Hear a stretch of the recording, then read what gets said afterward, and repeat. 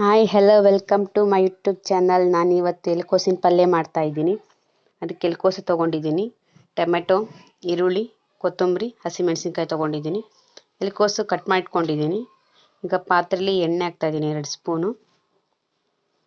ಅದಕ್ಕಾದ್ಮೇಲೆ ಸಾಸಿವೆ ಜೀರಿಗೆ ಹಾಕಬೇಕು. ಸಾಸಿವೆ ಜೀರಿಗೆ ಹಾಕ್ತಾಯಿದ್ದೀನಿ.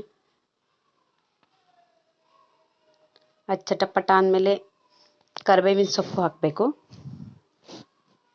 ಕರಿಬೇವಿನ ಸೊಪ್ಪು ಹಾಕಿ ಈರುಳ್ಳಿ ಹಾಕಬೇಕು.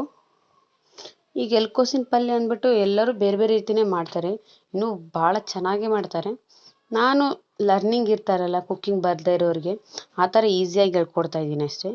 ಈಗ ಈರುಳ್ಳಿ ಹಾಕ್ತಾಯಿದ್ದೀನಿ, ಹಸಿಮೆಣಸಿನ್ಕಾಯಿ ಈರುಳ್ಳಿ 2 ಹಾಕಿ ತಿರುಗಿಸಿ ಮುಚ್ಚಳ ಮುಚ್ಚಿಟ್ಬಿಡ್ತೀನಿ 1-2 ನಿಮಿಷ. ಸ್ವಲ್ಪ ಹಸಿಮೆಣಸಿನ್ಕಾಯಿ ನೋಡಿ ಸ್ವಲ್ಪ ಘಾಟು ಇರುತ್ತಲ್ಲ, ಆ ಸ್ಮೆಲ್ ಹೋಗಲಿ, ಹಾಗೆ ಈರುಳ್ಳಿದು ಸಹ ಹೋಗಲಿ ಅಂತಂದು ಅದು ತಿರುಗಿಸಿ ನಾನು ಮುಚ್ಚಳ ಮುಚ್ಚಿಟ್ಬಿಡ್ತೀನಿ. ಈಗ ನಾನೇ ಎಲೆಕೋಸಿನಲ್ಲಿ ತುರಿದ್ಬಿಟ್ಟು ಮಾಡ್ತೀನಿ, ಆಮೇಲೆ ಎಗ್ ಕೂಡ ಹಾಕಿ ಮಾಡ್ತಾರೆ, ಅದನ್ನು ಕೂಡ ಸಹ ಮಾಡ್ತೀನಿ. ನೀವು ಬೇಕಾದರೆ ಹೇಳಿ, ನಾನು ಮಾಡಿಬಿಟ್ಟು ಯೂಟ್ಯೂಬ್ ಚಾನಲಲ್ಲಿ ಹಾಕ್ತೀನಿ, ನಿಮ್ಗೆ ಬೇಕಿದ್ದರೆ ಹೇಳಿ. ಈಗ ನೋಡಿ 2 ಮಿಕ್ಸ್ ಮಾಡಿ ಮುಚ್ಚಿಟ್ಬಿಟ್ಟೆ. ಈಗ ನೆಕ್ಸ್ಟ್ ಇದಕ್ಕೆ ಟೊಮೆಟೊ ಹಾಕ್ತಾಯಿದ್ದೀನಿ.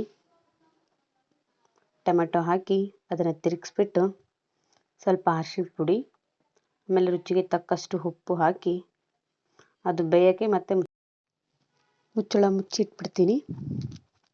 ಅದು ಟೊಮೆಟೊ ಎಲ್ಲ ಸ್ವಲ್ಪ ಸಾಫ್ಟಾಗಿ ಬರಲಿ ಅಂತ, ತಿನ್ನಲಿಕ್ಕೆ ಕೂಡ ಆಗುತ್ತಲ್ವ, ಅದಕ್ಕೆ ಸಾಫ್ಟಾಗಿ ಬರಲಿ ಅಂತ ತಿರುಗಿಸಿ ಮುಚ್ಚಿಟ್ಬಿಡ್ತೀನಿ. ನೋಡಿ ಅರಿಶಿಣ ಪುಡಿ, ಉಪ್ಪು ಹಾಕ್ತಾಯಿದ್ದೀನಿ, ಅದನ್ನು ಮಿಕ್ಸ್ ಮಾಡ್ತಾಯಿದ್ದೀನಿ. ಮಿಕ್ಸ್ ಮಾಡಿಬಿಟ್ಟು ಚೆನ್ನಾಗಿ ಮುಚ್ಚಿಟ್ಬಿಟ್ಟೆ. ನೆಕ್ಸ್ಟ್ ಇದಕ್ಕೆ ಎಲೆಕೋಸು ಕೊಯ್ದಿಟ್ಕೊಂಡಿದ್ವಲ್ಲ ಅದನ್ನು ಹಾಕಬೇಕು.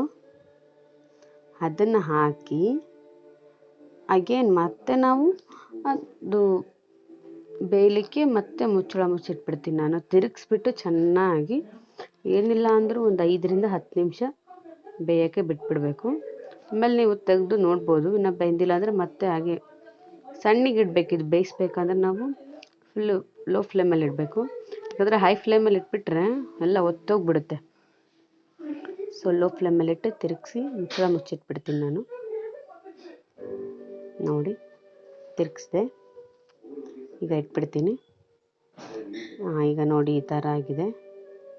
ಈಗ ಇದಕ್ಕೆ ನಾನು ಲಾಸ್ಟಲ್ಲಿ ಎಲ್ಲರೂ ಹಾಕ್ತಾರಲ್ಲ ಕೊತ್ತಂಬರಿ ಸೊಪ್ಪನ್ನು ಹಾಕ್ತೀನಿ. ಕೊತ್ತಂಬರಿ ಸೊಪ್ಪು ಹಾಕಿಬಿಟ್ಟು ತಿರುಗಿಸಿ ಒಂದು 2 ಮಿನಿಟ್ಸ್ ಬಿಟ್ಟು ತೆಗೆದು ತೋರಿಸ್ತೀನಿ ಹೇಗಿದೆ ಅಂತ.